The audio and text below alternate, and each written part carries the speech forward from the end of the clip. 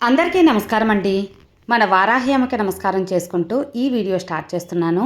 ఇక ఈరోజు వీడియోలో మనం చూడబోయేది ఏంటి అంటే, రేపు ఎంతో శక్తివంతమైన వరలక్ష్మి వ్రతం, శ్రావణ శుక్రవారం వరలక్ష్మి వ్రతం రేపటి రోజు. చాలా అద్భుతమైన రోజు.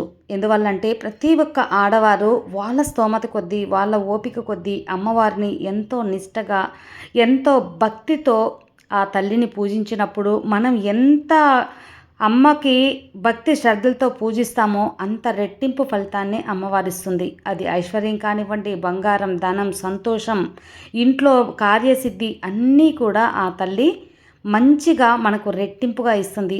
ఈ రేపటి రోజున అమ్మవారిని మనం ఎలా కొలుస్తామో అమ్మవారు ఉప్పొంగిపోయి మనకు వరాలు జల్లు కురిపించి రేపటి వరలక్ష్మి వ్రతం రోజున ఉదయాన్నే పరగడుపున ఇప్పుడు చెప్పబోయే మంత్రం మీరు 8 సార్లు, 8 అంటే 8 సార్లు చెప్పుకున్నప్పుడు అంత మంచి మార్పు అనేది మీకు ఉంటుంది. ఆ తల్లి అనుగ్రహం, అష్టలక్ష్ముల అనుగ్రహం అనేది మీకుంటుంది. ఒట్టి కడుపులో అంటే పరగడుపున ఈ మంత్రాన్ని 8 సార్లు చెప్పుకోవాలి. చాలా సులభమైన ఒక మంత్రం, కానీ అంత శక్తివంతమైన మంత్రం.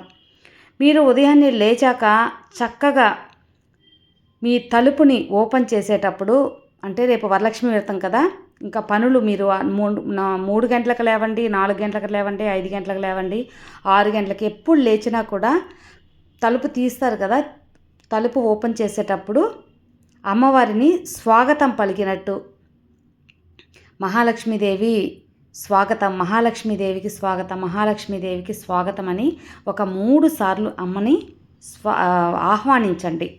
రేపటి వరలక్ష్మి వ్రతం రోజు కాబట్టి ఒక స్పెషల్గా అమ్మవారికి ఆహ్వానం అనేది మీరు ఇవ్వండి. అలాగే పరగడుపున ఏమీ తినకుండా అంటే నీళ్లు కూడా తాగకూడదు, వాటర్ కూడా తాగకుండా ఈ మంత్రాన్ని చెప్పుకోవాలి. చక్కగా బ్రష్ చేసుకొని స్నానం చేసేసి ఈ మంత్రాన్ని చెప్పుకోవాలి. ఇంకా మీరు స్నానం చేసే నీళ్ళలో సుగంధభరితమైన కొన్ని వస్తువులు వేసుకొని స్నానం చేసినప్పుడు మరింత రెట్టింపు ఫలితం ఉంటుందండి. మంచి గుడ్ వైబ్ అనేది మనకు ఉంటుంది, దైవీక శక్తి మనకు ఉంటుంది, మనకున్న ఏ బ్యాడ్ ఎనర్జీ అయినా పోతుంది. ఆ వస్తువులు పసుపు, అలాగే కొంచెం పన్నీర్ కానీ రోస్ వాటర్ కానీ వేయండి. పచ్చకర్పూరం కొంచెం నలిపి వేసుకోండి. ఇలాంటి సుగంధభరితమైన ఈ వస్తువుల్ని మీరు వేసుకున్నప్పుడు ఆ నీళ్ళల్లో స్నానం చేస్తే చాలా మంచిది, గుడ్ వైబ్ ఉంటుందన్నమాట. ఇక స్నానం చేశాక చక్కగా మీరు ఈ మంత్రాన్ని 8 సార్లు చెప్పుకోండి. తర్వాత మీ పనులు స్టార్ట్ చేసేసుకోండి. ఇక ఏం మంత్రం ఒకవేళ స్నానం చేయకుండా చెప్పుకోవచ్చు అంటే, రేపు వరలక్ష్మి వ్రతం కాబట్టి ప్రతి ఒక్కరు కూడా స్నానాలు చేసి పూజకి స్టార్ట్ అవుతూ ఉంటారు. అంటే పూజకి ఏం కావాలి అవన్నీ స్టార్ట్ చేసుకోవడానికి రెడీ చేసుకుంటూ ఉంటాం కదా. ఈ యొక్క మంత్రం 8 సార్లు చెప్పుకొని తర్వాత మీ పనులను ఆరంభించండి. తర్వాత మీరు కాఫీ తాగినా, కొబ్బరి నీళ్ళు తాగినా, ఇంకా ఏ వాటర్ తాగొచ్చు, ఏదైనా సరే తాగొచ్చు. పరగడుపున మంచి నీళ్ళు చుక్క కూడా తాగకుండా మీరు ఈ మంత్రం చెప్పుకోండి. చాలామందికి ఉదయాన్నే లేవగానే కాఫీ, టీ అలవాటు ఉంటుంది. వాళ్ళల్లో నేను కూడా ఒకదాన్ని అనమాట. ఖచ్చితంగా నాకు టీ, కాఫీ వేడిగా తాగితే మంచిగా ఒక యాక్టివ్గా ఉన్నట్టు అనిపిస్తుంది అనమాట. తాగాలి అనిపించే అనిపిస్తూ ఉంటుందన్నమాట.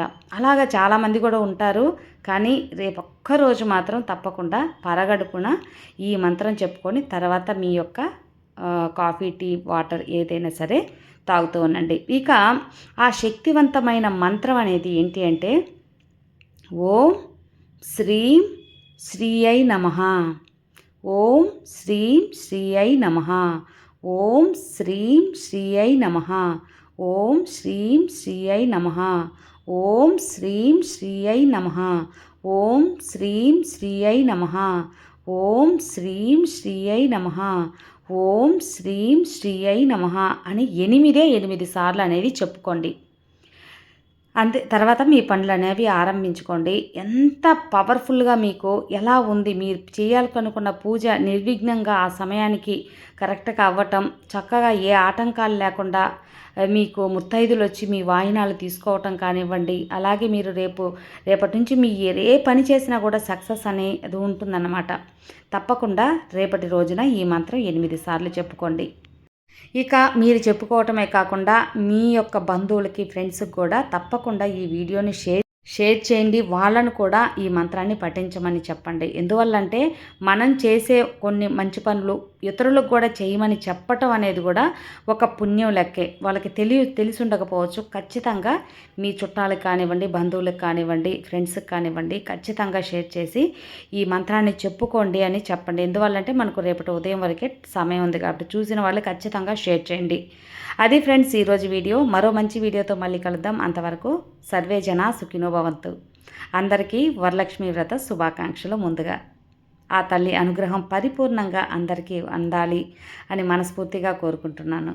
జై వారాహి.